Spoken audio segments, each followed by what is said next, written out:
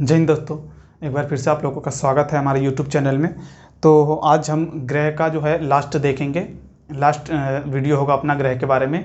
तो हमने अभी तक 6 ग्रह के बारे में पढ़ लिए हैं, 2 अपना बचा हुआ है, राइट।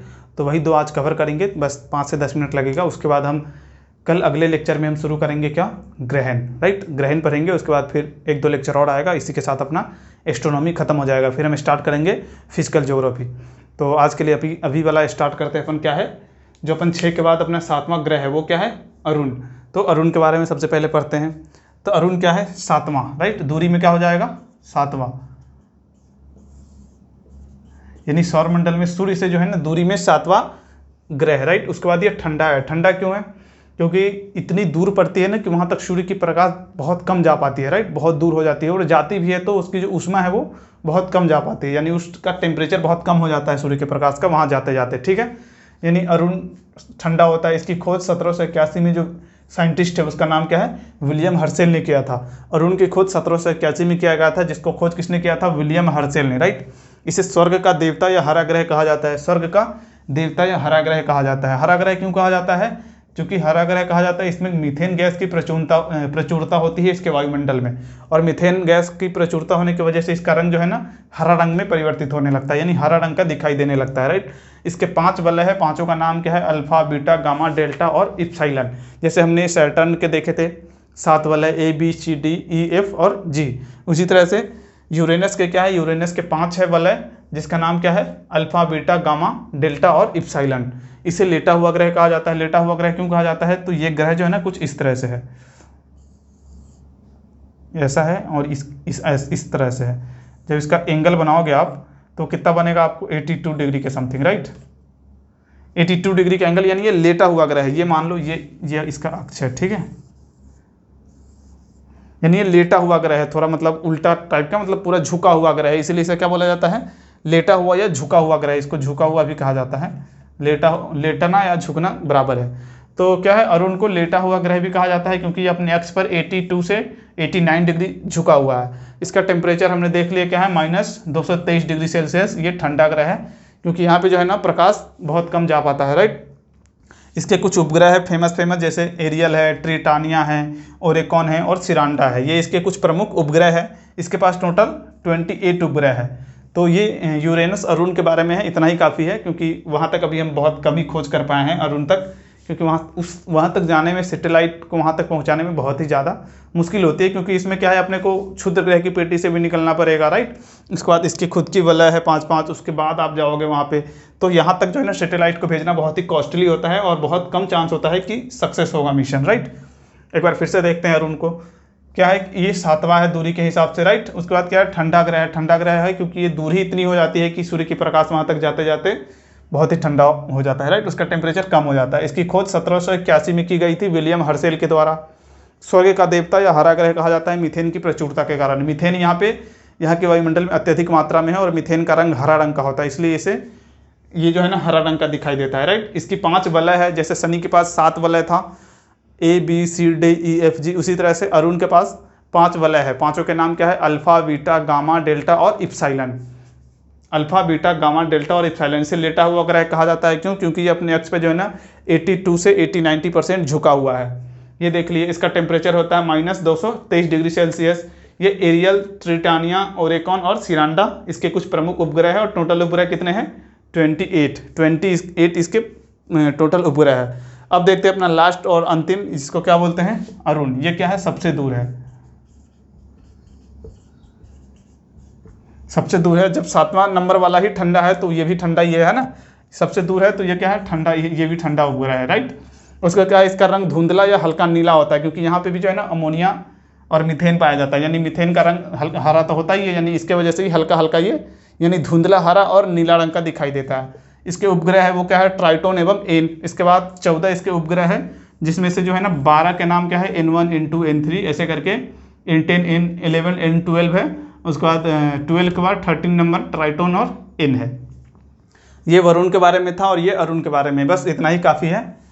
आई होप कि आपको ये समझ में आया होगा, और इतना ही काफ़ी है अपने अरुण और वरुण के लिए, क्योंकि वहाँ तक हम ज़्यादा कुछ खोज नहीं कर पाए हैं ना।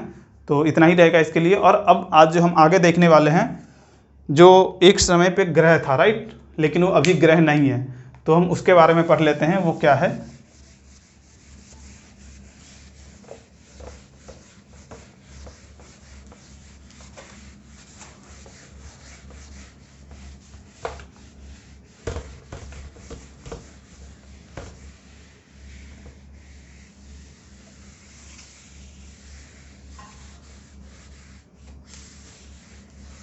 देखो क्या होता है कि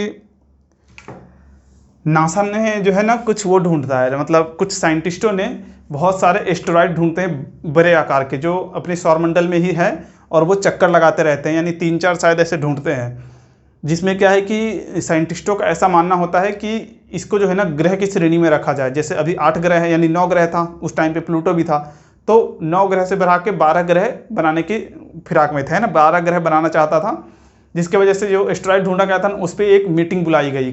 ये किसकी बात हो रही है? प्लूटो की, राइट,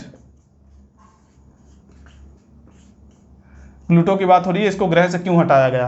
ये एक मीटिंग बुलाई गई इंटरनेशनल, कब? 2006 में। 2006 में एक मीटिंग बैठती है, किस लिए? क्योंकि जो है ना अंतरिक्ष में 3 वो मिलते हैं, 3 एस्टेरॉयड मिलते हैं, जिसको क्या करना रहता है, इसको ग्रह की श्रेणी में जोड़ने के लिए जो साइंटिस्ट लोग हैं वो एक मीटिंग करते हैं, राइट। कहाँ मीटिंग करते हैं? तो चेक गणराज्य की राजधानी प्राग में। कहाँ मीटिंग करते हैं? चेक गणराज्य की राजधानी, चेक गणराज्य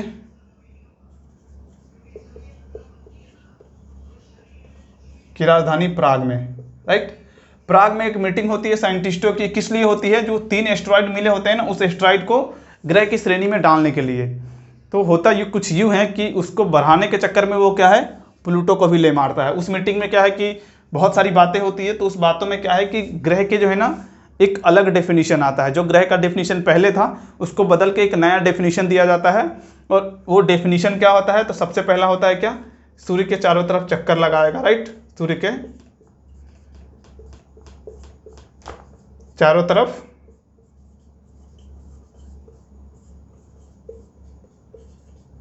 इसका सबसे पहला जो पॉइंट होता है, उस ग्रह का जो डेफिनेशन होता है, जो कि मतलब बहुत पहले से ये, वो क्या है?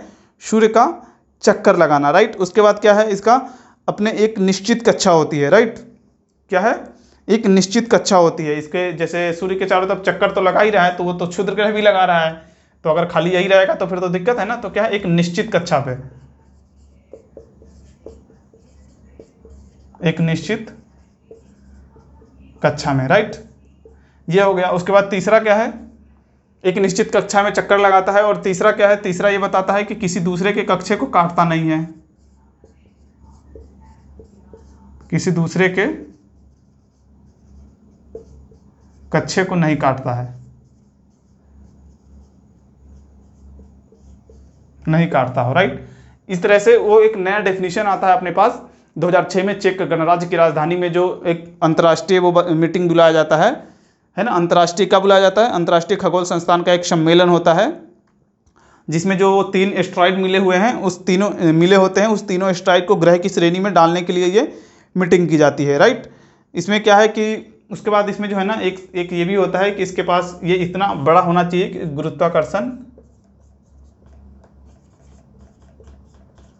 यानी ये कुछ इतना, जो भी यानी जो ग्रह होगा, यानी ग्रह वो एक आकाशीय पिंड होना चाहिए, इसके पास इतना गुरुत्वाकर्षण होना चाहिए जो स्वयं का आकार जो है ना क्या है, गोलाकार बना सके। यानी जो भी एस्टेरॉयड वगैरह है, यानी अगर उसे हम ग्रह की श्रेणी में रखेंगे तो गुरुत्वाकर्षण इतना होना चाहिए कि क्या है, वो आकार क्या बना सके,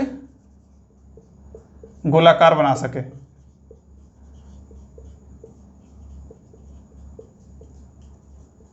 ये 4 पॉइंट एक नया डेफिनेशन दिया जाता है, राइट। 2 और 3, 4, इस 4 एक नया डेफिनेशन आता है अपने पास ग्रह की, जो ये चेक गणराज्य की राजधानी में जो होता है ना अंतर्राष्ट्रीय खगोल वालों का, इसमें एक नया डेफिनेशन आता है ग्रह के, जिसमें क्या बोला जाता है कि कोई भी खगोलकीय पिंड जिसके पास क्या होना चाहिए, गुरुत्वाकर्षण इतना जरूर होना चाहिए कि वो अपना आकार गोलाकार बना सके। दूसरा क्या है, सूर्य के चारों तरफ चक्कर लगाए। तीसरा क्या है, एक निश्चित कक्षा में चक्कर लगाए, राइट। चौथा क्या है, किसी दूसरे के कक्षा को नहीं काटता हो। तो वो तीनों जो था जिसको ग्रह की श्रेणी में डालना था वो तो गया ही, यानी वो ये पूरे डेफिनेशन के हिसाब से गया ही गया। और जो अपने पास 9 ग्रह थे पहले, उसमें से प्लूटो को देखा गया, राइट। तो प्लूटो भी इसके इस नए फॉर्मूले के हिसाब से फेल हो गया। क्यों? क्योंकि प्लूटो जो है ना, जैसे देखो ये मान लो ये क्या है अपना, अपन ने बताया क्या कि प्लूटो जो अपना 9वां ग्रह था, राइट। प्लूटो अपना जो ग्रह था 9वां, उसको भी हटा दिया गया। हटा क्यों दिया गया? क्योंकि जो है ना ये अरुण की कक्षा को जो है काटता था। जैसे देखो ये सन है,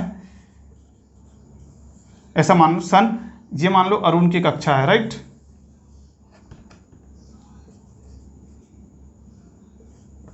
ये अरुण की कक्षा है और ये मान लो प्लूटो था। तो प्लूटो का जो था, ये मान लो प्लूटो है, ये अरुण है और ये प्लूटो। तो प्लूटो की जो कक्षा था वो इस तरह से था, राइट। यानी प्लूटो ऐसे चक्कर लगाता था कि एक टाइम पे जो है ना वो अरुण की कक्षा को क्रॉस करता था, राइट। और वही न्यू डेफिनेशन के हिसाब से ये अपना चौथा पॉइंट जो है वो क्या है, किसी दूसरे की कक्षा को नहीं काटता हो। और ये चौथे पॉइंट की वजह से ही ये जो अपना ग्रह था प्लूटो, उसको हटा के कर दिया गया खत्म। और इसके बाद हमारा पास जो ग्रह बचे वो क्या बचे, 8 ग्रह बचे। मतलब क्या हुआ कि वो जो 3 एस्ट्रॉयड मिले थे साइंटिस्ट को, वो खुद तो ग्रह में नहीं आए और एक अपना जो ग्रह था प्लूटो उसको भी ले डूबे। यानी खुद भी नहीं आए और दूसरों को भी ले गए। यानी मीटिंग में बुलाए थे अपन ने क्या, ग्रह को बढ़ाने के लिए, यानी 9 से 12 करने के लिए, और अपने पास 9 से 8 हो गए। तो ये था प्लूटो को ग्रह से हटाने का। और प्लूटो को ग्रह से हटा के क्या नाम दे दिया गया, बौना ग्रह का नाम,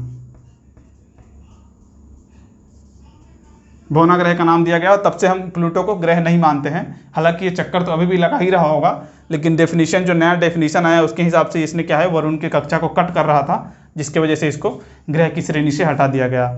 तो ये था प्लूटो को हटाने की वजह। और प्लूटो को एक नया नाम दे दिया गया, क्या, बौना ग्रह के नाम से उसको, मतलब बौना ग्रह का नाम दे दिया गया और उसको ग्रह की श्रेणी से हटा दिया गया। तो ये वजह था प्लूटो को ग्रह की श्रेणी से हटाने का।